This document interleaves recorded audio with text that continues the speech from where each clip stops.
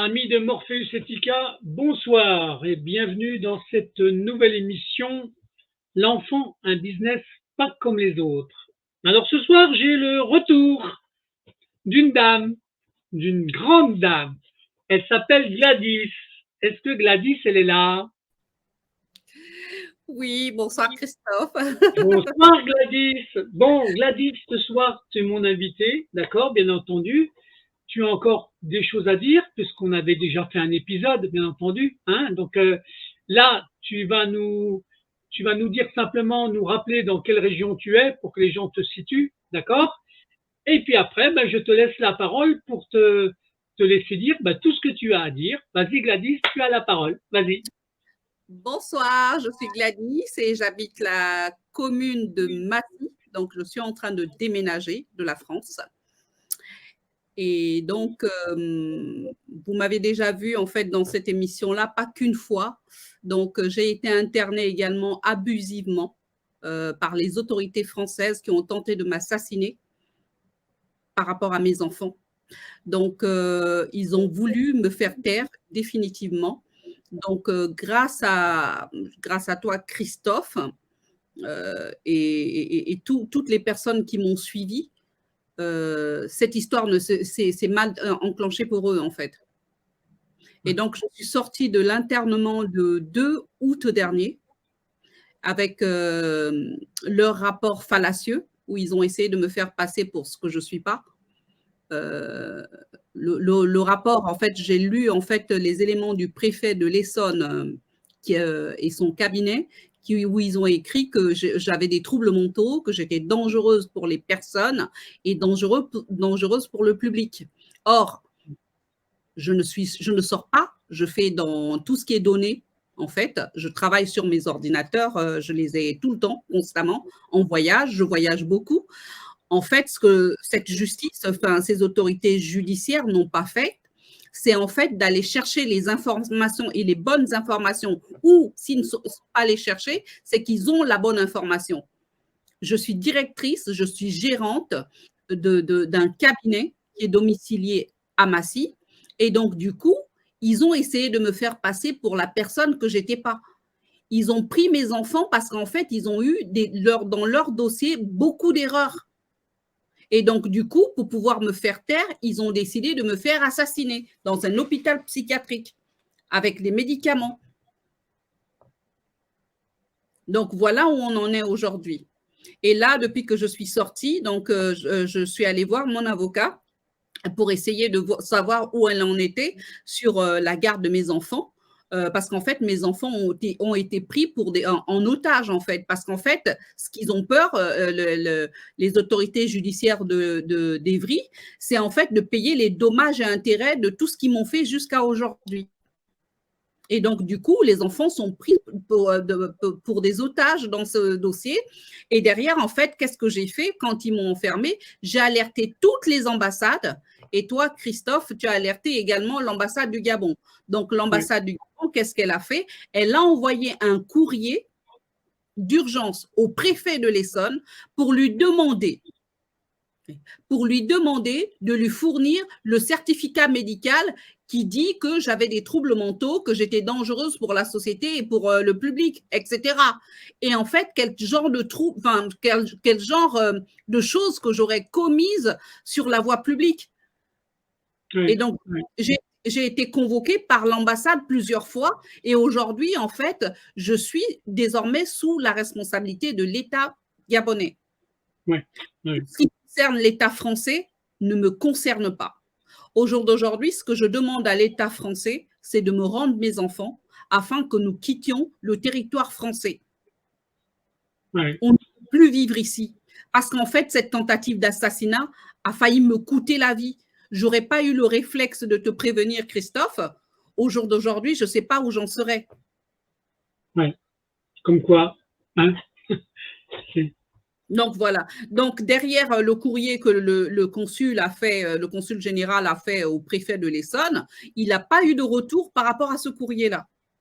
Et donc ce que je sais, c'est que les jours qui ont suivi, j'ai été sortie de l'hôpital psychiatrique alors que j'ai une demande, en fait, parce qu'en fait, j'étais partie au juge des libertés et des détentions.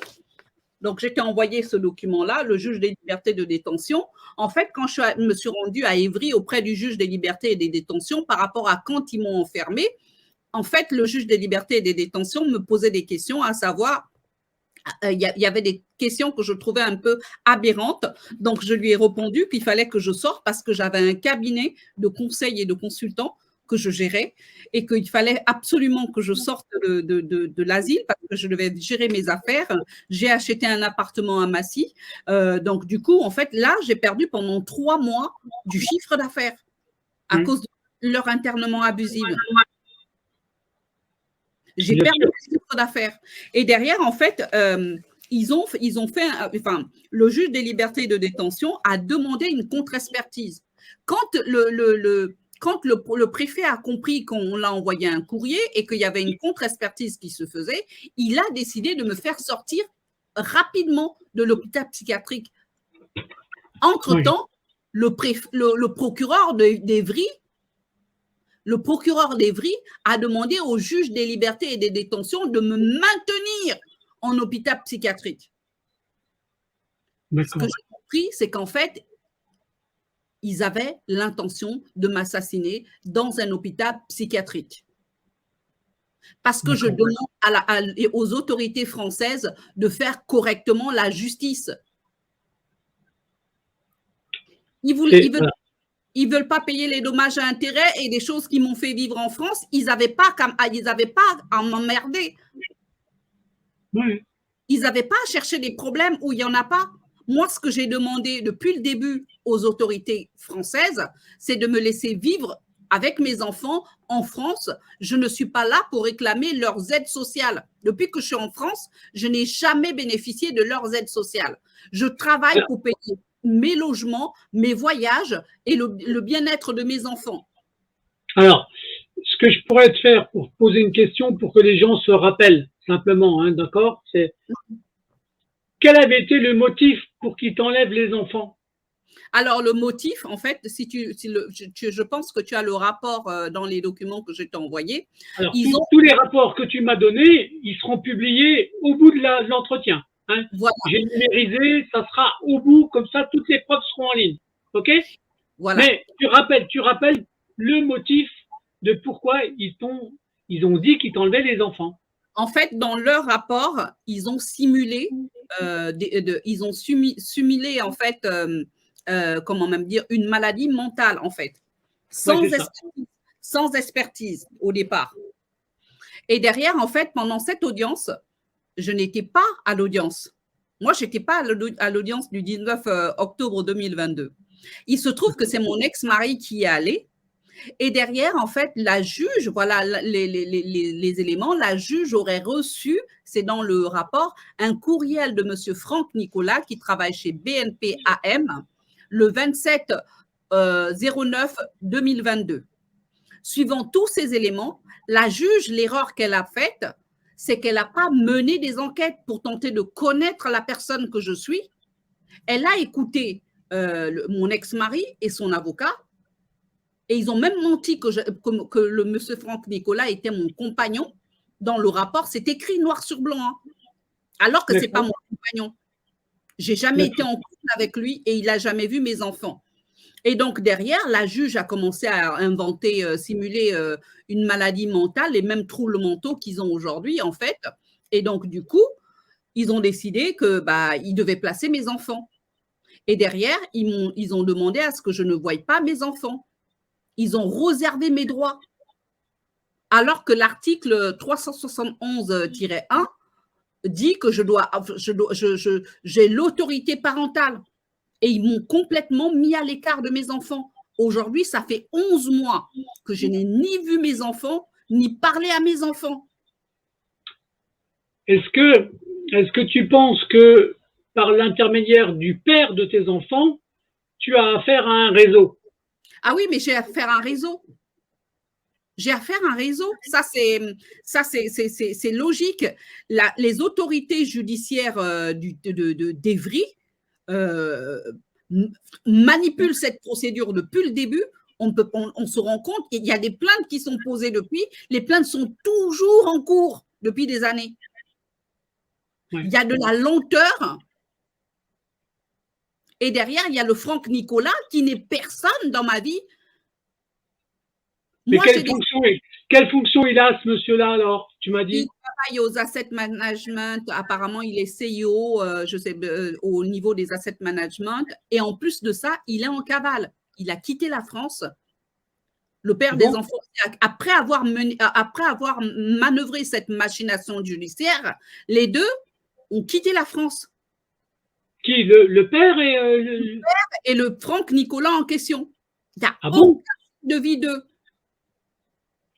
D'accord. Et la juge Deuvry est en train de couver ce dossier-là. J'ai demandé à mon avocate de la dessaisir du dossier. Elle ne veut pas être dessaisie du dossier. Elle est en train de couver des choses que personne ne sait. On ne comprend pas quel genre d'éléments ils ont dans ce dossier. Dans ce dossier, il y a énormément de choses qui n'ont jamais été dites. Et seul mon ex-mari et le monsieur Franck Nicolas savent ce qu'il y a dans ce dossier-là. Ils ont mis tout en œuvre pour me bloquer. Pour bloquer cette procédure-là. Donc, alors, si je comprends bien, Gladys, ce genre de reportage, de petits rendez-vous qu'on a, ça ne va pas leur faire plaisir, en fait. Ah ben, ça ne va pas les faire plaisir. Pourquoi? Parce que déjà, si tu accuses de folie, moi, je n'ai pas l'impression de parler à une folle, en fait. Hein, franchement, Gladys. C'est parce qu'en fait, ce qu'ils ne veulent pas, c'est dédommager la personne qu'ils ont manœuvré depuis des années avec leurs procédures. Ils ont créé tout un tas de procédures et de mesures pour me bloquer sur le territoire français avec 2 hommes dont je ne suis même pas intéressée. Je ne suis pas intéressée à vivre avec un Français.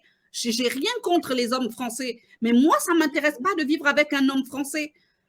Je préfère aller vivre avec, j'ai envie de vivre avec une personnalité allemande ou russe ou d'un autre pays, mais pas un Français.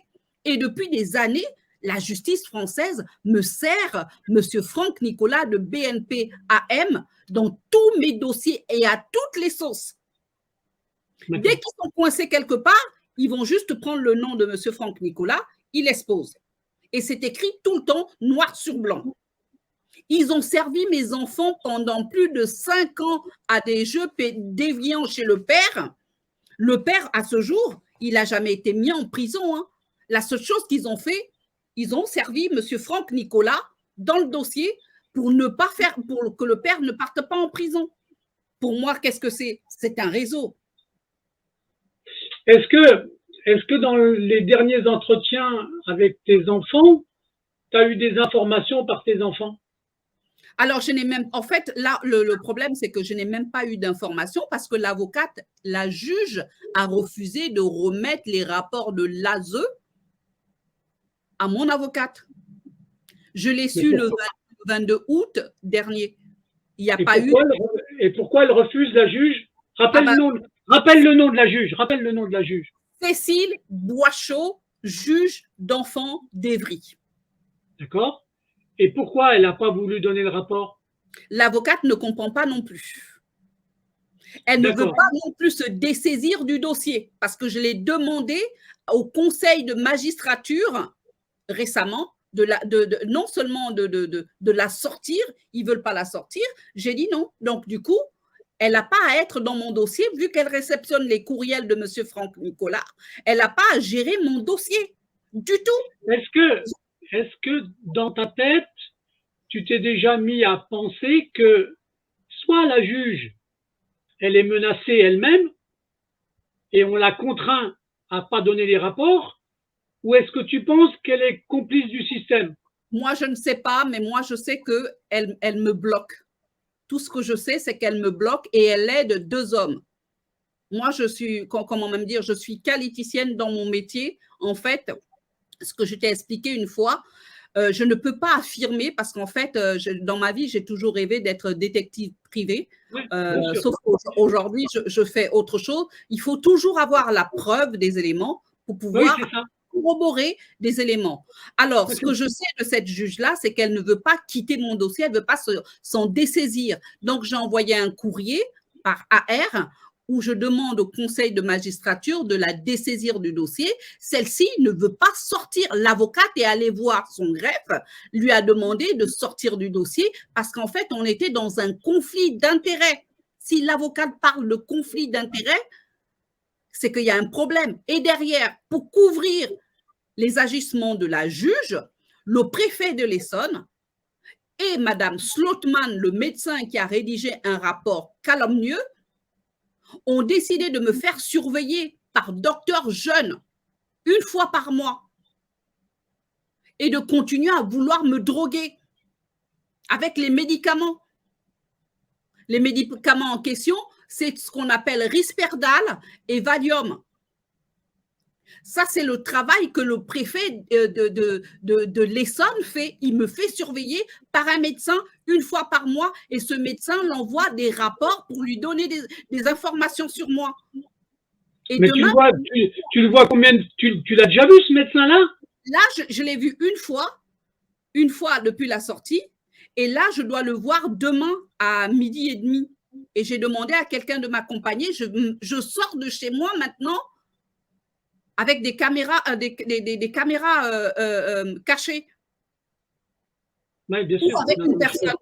En fait, quand je suis à l'étranger, je n'ai pas de caméra, je vis ma vie. Ce que je demande aux autorités françaises, c'est de me rendre mes enfants afin que je quitte leur territoire. Je ne me considère, je ne veux plus vivre en France après ce qu'ils m'ont fait. Je ne veux plus vivre en France. Est-ce que là, tu peux rappeler pour les gens qui nous écoutent les prénoms de tes enfants et l'âge de tes enfants? Alors, Kylian, il est de décembre 2012. Il va avoir 11 ans là le 31 décembre prochain. Ouais. Gwenaëlle, elle est du 31 mars 2010. Elle va avoir 14 ans. D'accord. Voilà. Donc, voilà. Et mes enfants, je ne les ai pas vus. Et je suis en train de me poser énormément de questions. Les ont-ils assassinés? Parce qu'en fait, vu les agissements de la juge, avec cette histoire d'hôpital psychiatrique, elle a menti en disant qu'elle était outrée parce que je lui réclame mes enfants sur les réseaux sociaux. Elle dit qu'elle est outrée, qu'elle a peur de moi. Et derrière, il me convoque dans un guet-apens au commissariat de Palaiseau pour me faire enfermer dans un hôpital psychiatrique, soi-disant que j'aurais outré le magistrat. Alors que je ne suis pas le magistrat. Alors que tu lui demandes simplement qu'on te rende tes enfants. Qu'elle me rende mes enfants. Ce sont mes enfants naturels. Et les enfants en question n'ont pas une seule nationalité, ils ont la double nationalité. Ils sont à la fois français et gabonais en même temps. D'accord. Et comment a réagi dans ta demande le Gabon, l'ambassade du Gabon avec qui on est en relation pour ça? Alors, l'ambassade du Gabon, sur ce point-là, les a envoyé un courrier que je ne veux pas qu'on diffuse sur l'émission.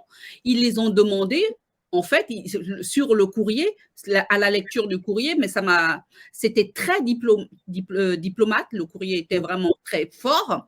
Il disait, voilà, vous avez, qu'ils étaient heureux que je sois sortie et que j'avais repris mon travail professionnel, etc. Et donc, du coup, ils demandaient à ce que eux-mêmes, les autorités gabonaises, vu que ce sont des citoyens gabonais, aillent voir les enfants et toucher du doigt de leur état physique et mental.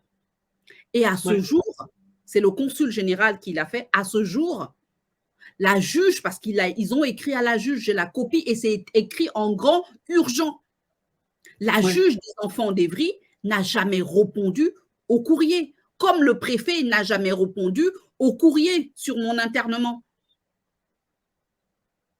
Ils n'ont jamais répondu. Et là, le consulat est en train de partir. En fait, là, maintenant, je n'ai plus la main dessus. Je dépends des autorités gabonaises maintenant.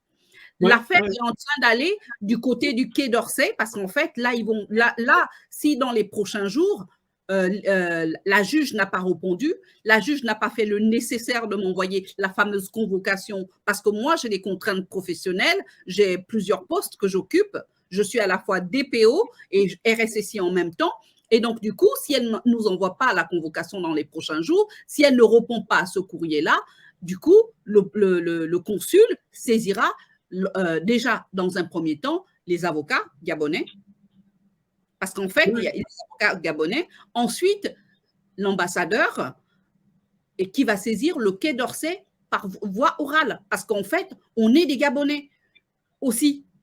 Et celui qui a repris le pays au Gabon, il est au courant de tout ça. D'accord, d'accord, d'accord. C'est important, cette situation-là, elle est importante, parce que ça met en porte-à-faux quand même ceux qui entourent ton dossier, hein, je te le dis tout de suite. Hein. Ça, je ne sais pas si tu vois ce que c'est. C'est un document que je ne t'ai pas envoyé. C'est un document, ça c'est le logo du greffe là, qui se voit par là, par ici. Ouais. Et en fait, c'est un document de l'INPI. INPI. Oui, c'est pour les entreprises, ça. C'est pour les entreprises. Voilà, c'est la marque de mon entreprise. Ils ont écrit noir sur blanc. C'est le procureur d'Evry que j'aurai des relations particulières avec les hommes. Et derrière, ils ont mis, encore une fois, le Franck Nicolas dans les dossiers. Et ça date de quand, ça? Ça date de quand? Ça date de 2018. D'accord. Et donc, du coup, je travaille, j'ai un bac+6, j'ai validé mon bac+6 en France. La seule chose que j'ai demandé aux autorités françaises, c'est de me laisser vivre tranquille avec mes enfants. Au début de cette histoire, on était en 2017. Entre-temps, cette histoire, c'est une histoire qui datait, dans le cadre de mon ex-mari, 2009. Je les ai demandés, voici ce qu'il m'a fait. Tout ce que je veux, c'est qu'on me rende ma liberté, mes enfants, et on vit tranquille. Ils n'ont pas voulu. Ils ont manœuvré des procédures judiciaires, et à chaque fois qu'ils en créent, moi, je me défends en créant d'autres procédures. Ouais, d'accord. Tu sais, un type de dossier tel que tu nous l'exposes, ça permet aux gens de se poser des questions très importantes. Surtout quand on sait tous les types de dossiers qui sont en train de sortir sur les réseaux en ce moment. Oui. Hein, d'accord. Tu es au courant qu'il y a des complicités entre la justice et l'enlèvement d'enfants. Ah oui.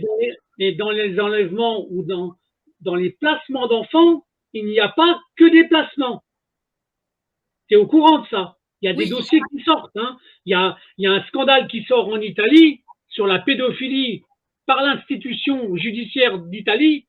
Donc, j'espère qu'en France, ce genre de dossier-là, si c'est le cas, ils vont sortir.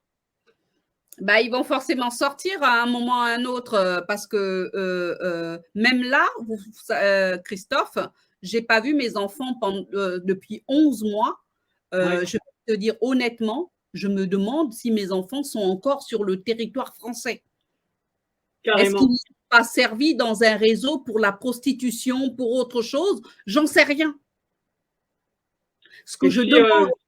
Si la juge n'accepte pas de t'amener la preuve, si je n'ai pas un élément factuel, la preuve, entendre la voix de mes enfants, en plus, je peux pas la croire. J'ai fait récemment, en fait, pendant mon internement, j'ai fait des dessins à mes enfants avec des petits cœurs pour les expliquer que je les aimais et qui devaient prendre soin l'un et l'autre, etc. Et donc, du coup, jusque-là, je ne sais même pas s'ils ont reçu mon courrier. Je n'ai pas. Est-ce qu'ils n'ont pas fait suivre? Et je sais qu'en Île-de-France, il y a un réseau au niveau du système ASE, il y a un réseau de trafic d'enfants et de prostitution d'enfants. Non, mais on en a conscience et les témoignages qui commencent à sortir, d'accord, plus les gens qui font des révélations toutes seules, hein, parce qu'il y en a qui font des autos. Moi, je t'invite, tu es mon invité, mais c'est parce que ça fait partie d'une série et je veux que les gens comprennent qu'il y a des cas dans tous les départements français, que ce que tu subis, il y a d'autres mamans qui le subissent, d'accord? Je devais avoir un rendez-vous avec un papa, mais on l'a différé, hein, parce que c'est pareil, il n'a plus le droit de voir ses enfants non plus. Donc, ça existe aussi. ça existe aussi chez des papas. Mais ce qui est important, c'est de pouvoir démontrer aux gens que des mécanismes de placement d'enfants ne sont pas, ne reposent déjà essentiellement sur des mensonges, parce qu'il y a une tromperie au niveau des services sociaux, d'accord? Alors, que la tromperie, elle serve à faire ou à maintenir le salaire de certains employés des services sociaux, je veux bien, d'accord? Sous réserve que le mensonge ne détruise pas la famille, ne détruise pas le lien familial entre une maman et ses enfants. Et c'est ça que je reproche au jour d'aujourd'hui à tout le système qu'on est en train de voir dans tous les témoignages. Hein? Ils brisent, en fait, ce que j'ai compris de leur mécanisme, c'est qu'en fait, qu'on place des enfants qui en ont besoin, c'est une chose, mais des enfants qui n'en ont pas besoin, comme les miens, là, ça devient problématique. Exactement. Ça devient problématique. Ces enfants-là ont un appartement que j'ai acheté pour eux. Ces enfants-là mangent bio à la maison. Ces enfants-là ont tous les jouets inimaginables et les vêtements tout le temps. Et ce n'est pas avec l'argent des aides sociales françaises que je paye ça. Je paye ça avec mon argent. Non, même si je suis en dette, je vais toujours payer ma dette parce que j'ai pris un crédit pendant des années pour acheter un appartement. Même si, voilà, c'est que j'ai le plaisir de m'occuper de mes enfants et je n'ai pas besoin d'un homme pour ça. D'accord. Et en question annexe, la relation avec le père des enfants actuellement, elle est à quel niveau? Alors moi, c'est quelqu'un que j'ai effacé complètement de ma mémoire. Ouais. C'est quelqu'un qui m'a fait beaucoup de mal quand je suis rentrée en France. Je suis rentrée, il a pris tous mes papiers, je l'ai expliqué dans la première vidéo. Et donc, du coup, c'est quelqu'un que je ne côtoie pas, je ne parle pas avec. Et donc, du coup, un jour, pendant une audience, la juge actuelle qui a pris mes enfants me dit oui, mais vous pouvez quand même dire des mots gentils sur le père des enfants. Je lui dis aux enfants, je lui dis écoutez, madame, j'ai énormément de choses, j'ai pas à faire ça. Moi, quand je suis chez moi, c'est parler de mon boulot et de ma vie. C'est mon périmètre à moi. C'est ma vie de maman et mon boulot. Et les voyages que je fais avec mes enfants. Et je lui dis, moi, mes enfants, ils ont fait quasiment la carte de France pour les voyages, pour les vacances. On va partout où on veut. Donc, on n'a pas à venir se parasiter la vie avec des choses inutiles. Et là, elle s'est mise en colère contre moi. Ouais, il y a une autre juge qui m'a fait le coup. On va en audience, je crois que la première juge des enfants qu'on a vue, elle me pose la question, quel est le niveau d'études que vous avez? Je lui dis un bac plus 6. Et mon ex-mari qui dit, oui, elle a validé un bac plus 6, elle a passé tout son temps à être en études. Et donc, elle a un bac plus 6. Et donc, du coup, le juge qui me demande, vous aurez pu quand même aider votre ex-mari à valider un diplôme parce qu'il a un bac. Je dis, mais je ne vais pas passer des examens pour lui. On était tous les deux à l'école d'ingénieur. Et c'est même moi qui ai trouvé son emploi. C'est moi qui ai fait des recherches parce qu'en fait, quand il me faisait du mal, je ne voulais pas qu'il reste au même endroit que moi. Moi, l'école, pour moi, c'était un moment d'échappatoire. Parce qu'en fait, quand on était à la ville de Rennes où il me torturait, du coup, je partais en études au Mans ou dans n'importe quel département étudier pour ne pas être en présence de ce monsieur. D'accord. Et c'était une fuite pour moi, parce qu'en fait, étudier pour moi était important. Je me disais que derrière, quand je validerais tous les diplômes, je pourrais donner un avenir pour mes enfants, un avenir sain. Le type, c'était une bonne pensée, hein, Gladys, une bonne pensée, en fait. Et donc, du coup, aujourd'hui, la justice française au niveau du TGI d'Evry me reproche de ça et invente des allégations sur moi, des mensonges sur moi, et tout est écrit noir sur blanc. J'ai diffusé tout mon dossier à toutes les ambassades installées sur le territoire français, jusqu'à l'ambassade de Russie et à l'ambassade de Chine. Je ne veux pas de problème. Je veux une vie tranquille en France, avec mes enfants. Si ce n'est pas possible de vivre en France, je pars dans un autre pays. Et là, ce que je les demande, c'est de me les rendre afin que je quitte le territoire français. Ok, bah écoute, ça fait Bon, tu renouvelles la demande, les gens l'entendent, d'accord? Les services sociaux l'entendent, le juge l'entend. Donc, quitte à faire suivre cette vidéo-là au parquet, au juge, aux services sociaux, Il faut faire suivre ça au parquet, au juge et à tout le monde. Je ne veux d'accord? pas de problème. Je ne suis pas responsable de leurs mensonges, de leurs calomnies, de leurs allégations judiciaires. Donc, qu'ils les résout eux-mêmes et qu'ils me laissent en dehors de ça. Tout ce que je les demande, ce sont mes enfants naturels, qu'ils arrêtent d'inventer des expertises qui sont fausses, parce qu'en plus de ça, j'ai des contre-expertises derrière.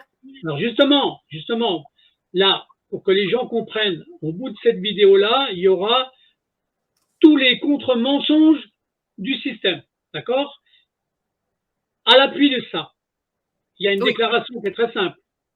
Soit le parquet avec le procureur, soit le juge, ils comprennent qu'ils ont fait une erreur et ça reste une erreur qu'ils doivent corriger, soit les gens comprendront que si c'est pas une erreur qui corrige, il y a une complicité autre dans un autre domaine.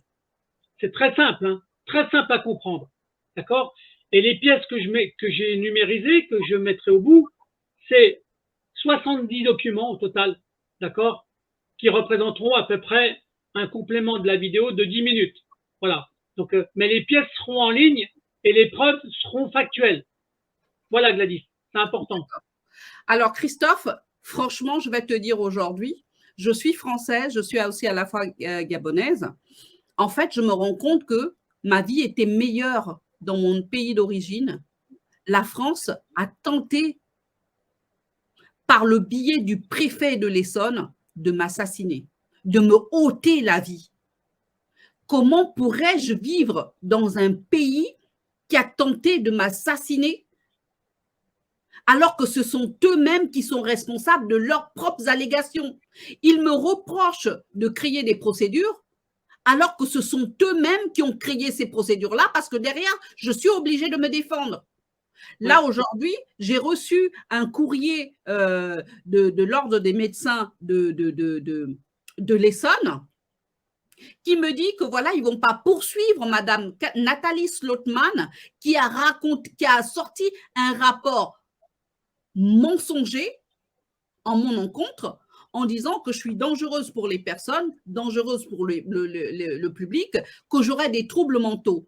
J'ai un permis de conduire, je te l'ai envoyé. Je conduis. Ouais. D'accord. Non, mais ça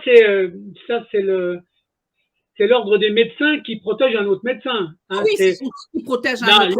Là, faut pas être étonné de ça, bien entendu. Hein, donc ils se couvrent entre eux, mais pas dans l'ordre des médecins. C'est dans tous les ordres. D'ailleurs, pourquoi ça s'appelle un ordre alors que tout marche dans le désordre, en fait. Hein, d'accord. Mais en tout cas, tu comprends que dès qu'il y a un ordre, il y a une protection entre eux. Oui, ils se cautionnent, ils se font pas de mal, d'accord? C'est un peu le mécanisme de ce qu'on appelle le mécanisme entre guillemets de la franc-maçonnerie où les frères et sœurs ne se font pas de mal, ne se font pas de mal entre eux. Voilà, c'est une série. Là, voilà, donc je pense que dans tout ton environnement, il y en a qui ont dû déjà, à mon avis, prêter serment sur les constitutions d'Anderson.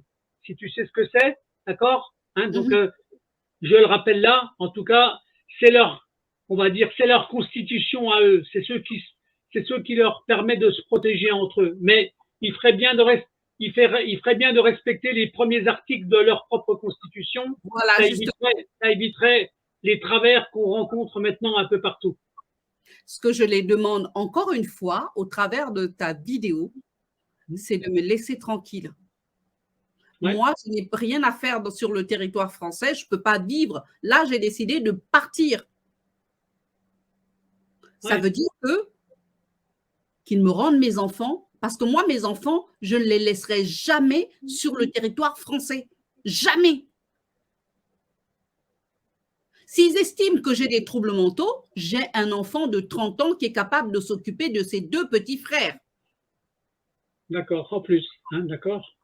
J'ai aussi une fille qui a aussi cet âge-là, puisque ce sont des jumeaux, qui a cet âge-là, qui est au Gabon, qui est capable de s'occuper de leurs frères. Ouais, ben, tu vois, ça c'est important. C'est un motif de plus en fait. Hein. Et donc, du coup, le préfet décide de me faire interner sans prévenir ma famille pour tenter de m'assassiner. Parce que je réclame mes enfants, mes propres enfants naturels que j'ai portés tour à tour 9 mois dans mon ventre. Le jour où j'ai mis mes enfants au monde, il n'y avait pas de préfet, il n'y avait pas de procureur, il n'y avait pas cette juge des enfants. Ce que je les redemande là au jour d'aujourd'hui, j'ai compris, je ne suis pas chez moi. Parce qu'en fait, les Noirs, qu'est-ce qu'ils font aux Noirs? Ils savent mettre les Noirs en prison et dans les hôpitaux psychiatriques. Moi, je refuse de vivre dans un pays qui va vouloir qui a tenté de m'assassiner. Et je l'ai dit encore une fois, je demande au préfet par le biais de cette vidéo d'arrêter de me faire surveiller par qui que ce soit parce qu'il y a un rapport qui dément le rapport de Nathalie Slotman. Qu'il arrête de me faire surveiller, qu'il arrête de me maintenir et de vouloir me droguer avec leurs médicaments. Je ne veux pas vivre en France, on me rend mes enfants et ça s'arrête là. Ok. Bon, c'est une déclaration qui est importante, Gladys. Hein. D'accord. C'est une manière de faire comprendre aux gens. Donc, même si après, ben, c'est partagé, c'est public, les gens comprennent ton message. Moi, le but, c'est ça, en fait. Hein. C'est de faire comprendre aux gens qu'il y a des dysfonctionnements dans la justice française. Ce n'est pas des dysfonctionnements, ce n'est pas des dysfonctionnements, excuse-moi Christophe. C'est un, ouais. En fait, ils détruisent des vies. Moi, ce que j'ai compris, hein, ils détruisent des vies parce que je fais dans du management. C'est par choix qu'ils le font. Ils détruisent des enfants, ces juges des enfants et procureurs, etc. Ils le font par choix et par nécessité. Parce que quoi, ils sont en train de couvrir, ils cachent leur argent, en fait, ils sont là, leur intérêt, c'est gagner de l'argent au travers des gens. Ce que je ne comprends pas, c'est qu'ils détestent une population. Pourquoi accepter de faire de l'immigration si on déteste une population pour venir les maltraiter derrière? Ouais. Aux prochaines élections, je voterai pour Marine Le Pen. C'est peut-être plus complexe qu'on ne le pense encore, hein, d'accord? À mon avis, il y a des tenants et des aboutissants que les gens sont capables de comprendre petit à petit avec tout ce qui se passe dans le monde actuellement. D'accord? Mais c'est pour ça que l'Afrique n'en veut plus. Non, non, mais je sais. Je vois bien la révolte. Et en Afrique, en tout cas, il y a des mouvements qui sont en train de s'installer dans beaucoup de pays d'Afrique. D'accord? Et l'esprit colonialiste français, il va en prendre un sérieux coup, en fait. Sérieux coup. Ah oui. Et donc, du coup, moi, ce que je les demande, dans leur esprit colonialiste, qu'ils aillent coloniser qui ils veulent. Moi, je veux juste qu'on me rende mes enfants qui sont franco-gabonais. Et donc, du coup, là, moi, je suis je dépends au jour d'aujourd'hui des autorités gabonaises. Ils ont des experts, ils ont des avocats, ils ont toute une institution aussi derrière qui fonctionne. Et donc, du coup, j'ai décidé de me ranger du côté d'un pays qui n'a pas tenté de m'assassiner avec des médicaments. D'accord. J'ai même asile, hein, parce qu'en fait, quand ils m'ont enfermé, j'ai cru que c'était ma dernière heure. Moi, je sais, je me souviens quand on avait fait l'émission, quand j'étais enfermé, en fait, hein, c'était drôle. Bah oui, je pensais que c'était la fin, que je ne devais plus voir mes enfants. Tu n'imagines pas. En plus de ça, ils étaient en train de vouloir me forcer à prendre des médicaments et vouloir me piquer en plus. Et là, au rendez-vous de ce médecin-là, je sais pas. Et en plus de ça, mon médecin traitant, il comprend pas ce qui se passe. Ils m'ont déclaré au niveau d'Amélie en maladie longue durée, alors que je déclare au niveau des impôts. Mais qui c'est qui a déclaré en maladie longue durée? Ce sont eux. Mais le médecin qui avait été nommé par la justice ou ton propre médecin? C'est le médecin qui a été nommé par la justice, puisqu'en fait, leurs experts, ce sont les experts qui sont mandatés par les juges. Ils sont payés par le ministère de la Justice. Ouais. Donc, du coup, ils font ce que les juges les demandent de faire. Là, ils m'ont déclaré sur Amélie, en maladie longue durée, le médecin traitant l'a vu, on est dans une fraude à la CEPAM. Ça, c'est ton propre médecin qui dit que c'est une fraude. En fait, le médecin, il me dit, mais comment ça se fait que tu as une entreprise, ils ont pris tes enfants, etc. Je dis, mais ils ont tenté de me faire passer pour quoi? Il dit, mais non, c'est trop grave. Le juge, comment un juge peut faire ça? Je dis, ben voilà. En fait, quand je vais voir mon médecin, comme j'ai des problèmes d'intestin, je te l'ai expliqué, voilà, et j'ai des ordonnances, je crois que je t'en ai envoyé une là. Oui, oui, il y en a une pour exemple. En fait, j'ai toujours des problèmes d'intestin parce que déjà avec les angoisses depuis que je suis en France, tout ça, en fait, le médecin me dit, c'est tout ce qu'ils t'ont fait vivre qui te donne des problèmes d'estomac et des problèmes d'intestin. Et donc, voilà. Avec le stress, bien sûr, ça va. Voilà. J'ai encore des examens que je vais faire, savoir si il y a quelques examens que je vais devoir faire, savoir si j'ai pas eu de cancer qui s'est développé, etc. À cause de tout ce qu'ils m'ont fait vivre en France. Au bout d'un moment, il faut que ça s'arrête. Oui, les autorités françaises doivent arrêter tout ça. Le médecin traitant ne comprend pas pourquoi ils m'ont déclaré en longue maladie. Et moi, c'est là où quand je lis le courrier de la CEPAM, tu as vu le truc de la CEPAM, ils disent que voilà, je ne remplis pas les conditions pour pouvoir bénéficier des prestations. Donc, en fait, c'est que quand tu es en longue durée, tu dois être déclaré comme personne handicapée. Mais moi, je ne suis pas handicapée. En fait, ils veulent me forcer à devenir une personne handicapée. Or, moi, je gagne ma vie en travaillant. Oui, bien sûr. Et ton médecin traitant, il est dans le même département que toi? Ouais. Il est dans le même département et du coup, il ne comprend pas. Il comprend pas. Ouais. J'espère qu'ils vont pas lui créer des ennuis parce qu'il comprend pas. Je ne préfère pas donner son nom parce que. Non, t'as raison, parce que ça pourrait, si le réseau il est méchant derrière, ça pourrait lui amener des ennuis en fait. Voilà, et donc du coup, je préfère pas, et donc voilà, et des fois, je pourrais même changer. Et là, j'ai un autre médecin qui me suit aussi, parce qu'en fait, c'est sur d'autres aspects, et au niveau digestif, parce qu'en fait, il y a un trou comme ça dans mon estomac à cause de tous les problèmes qui me font vivre ici en France. Oui, non mais. Et donc, du coup, voilà, l'État français doit arrêter avec leur système judiciaire, qu'on me rende tout simplement mes enfants, que je m'en aille. Et donc, ce que je demande à l'État gabonais, c'est de m'aider, de saisir le Quai d'Orsay afin de sortir mes enfants de leur panel, parce qu'en fait, les enfants sont des otages. Comme ils savent qu'il y a les dommages à intérêt qu'ils vont devoir payer, ils ne veulent pas payer les dommages à intérêt, et donc ils maintiennent les enfants en otage. Ils font en sorte que je ne voie pas mes enfants pour que juste me mettre au pas. Et derrière, le préfet me fait surveiller par un médecin qui lui fait des rapports. Et ça, je ne veux plus de ça, qu'on me laisse vivre tranquille. Trop, c'est trop. Bon. En tout cas, voilà, c'est un témoignage précieux, Gladys, hein, donc qui va emmerder du monde, parce que bon, je te donne la parole et moi j'ai besoin de donner la parole à des gens qui sont victimes d'un système, en fait. Voilà, c'est tout. Hein. Voilà. Ce que je voulais aussi dire à mes enfants, si j'espère qu'ils vont voir cette vidéo-là, c'est que je les aime et que je ne vais pas m'arrêter de me battre pour eux. Je ne partirai pas de la France en les laissant sur ce pays pourri. Pour moi, c'est comme ça. Je suis malheureusement désolée. Quand je suis venue en France, j'avais tout un tas de rêves. C'est vrai qu'en Afrique, on a une certaine façon de vivre, qu'on ne voit pas forcément les choses. Je me dis, entre l'Afrique et la France, c'est la France que je trouve cruelle à vivre, en fait. Ouais. Et voilà, donc je ne partirai pas de ce pays sans les avoir récupérés. Parce que moi, ce que j'ai besoin au jour d'aujourd'hui, c'est les récupérer et partir avec eux. Je les aime. Si la justice, la justice ment dans leurs trucs, qui gèrent leurs mensonges tout seuls, toutes leurs allégations, qui les gèrent tout seuls. Moi, je n'ai pas à y être là-dedans. Donc, voilà ce que j'avais envie de dire. Et en ce moment, Christophe, il faut savoir que le père des enfants a quitté le territoire, je répète encore ça, le père des enfants a quitté le territoire français et le Franck Nicolas également. Mais tu sais même pas, tu sais dans quel pays ils sont partis, non? Hein? Ils ont ralenti la procédure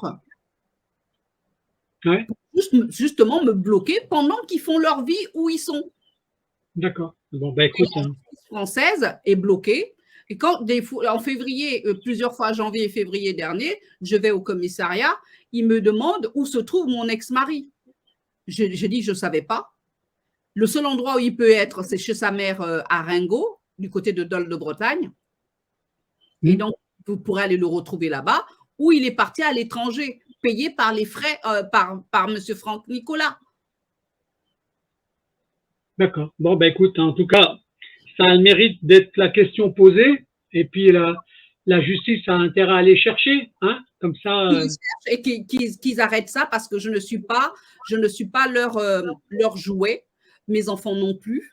Mes enfants, ce sont mes princes, ils sont précieux pour moi, je les aime et je ne veux pas qu'on les fasse quoi que ce soit. Qu'ils prennent les 2 hommes en otage et qu'ils nous laissent tranquilles. C'est tout ce qu'on veut. D'accord. Donc, en fin de compte, ça sera peut-être le message de fin de ce petit entretien, alors, hein? Voilà, c'est ça. Donc, tu redis encore une fois à tes enfants que tu les aimes, alors, si je comprends bien. Je les aime, je les adore, ce sont mes princes, ce sont mes anges. C'est tout pour moi. Donc, voilà. Bon. On a fait le tour de la question, alors, du coup, pour ce soir, Gladys. Hein, c'est bon? On a fait le tour de la question, donc voilà. Juste, j'avais besoin de préciser, hein, là, j'attends une convocation de la juge pour enfants d'Evry, Cécile Boischaud, parce qu'en fait, le 31 octobre ou le 30 octobre, on a une audience et la convocation n'est toujours pas arrivée. Elle doit se dessaisir du dossier, je répète ça, elle doit se dessaisir du dossier, elle n'a pas à y être dans mon dossier, on est dans un conflit d'intérêts. Et il faut que Mme Cécile Boischaud aille, je préfère préciser ça avant de partir, aille au niveau de la CEPAM, au niveau de l'INPI, au niveau de l'URSSAF Île-de-France, au niveau des organismes de certification, elle trouvera mon nom et le métier que je fais. Donc, je ne suis pas une délinquante. Parce que quand ils écrivent leur rapport, ils essayent de me faire passer pour ce que je ne suis pas. Ils doivent mener des enquêtes auprès de Pôle emploi, Palaiso également, pour savoir où au niveau des impôts. Ok, déjà, mais c'est... Voilà. Ils devaient regarder tous mes revenus au niveau des impôts, au lieu de raconter des allégations dans les rapports. Oui. Et c'est écrit, madame a des relations particulières avec les hommes. En gros, il faut dire, madame est une pute. Et ils l'ont écrit. Sauf que ce que je demande au juge des enfants, au préfet et également au procureur d'Evry, c'est d'aller auprès des impôts et auprès des organismes comme l'URSSAF, Pôle emploi, pour vérifier qui je suis avant de raconter des allégations et des mensonges sur moi. Okay. Donc, voilà. Écoute, ça a le mérite d'être très clair et explicite, Gladys. OK? Christophe, ils doivent aussi se rendre auprès de l'ANSI parce que je suis DPO également là-bas.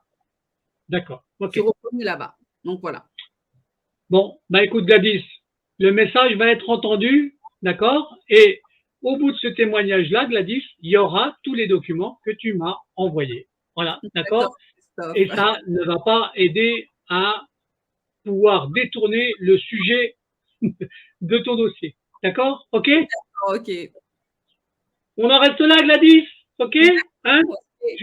Je lance le générique de fin, je te fais un bisou. OK? OK. Bisous. Salut, à bientôt, Gladys.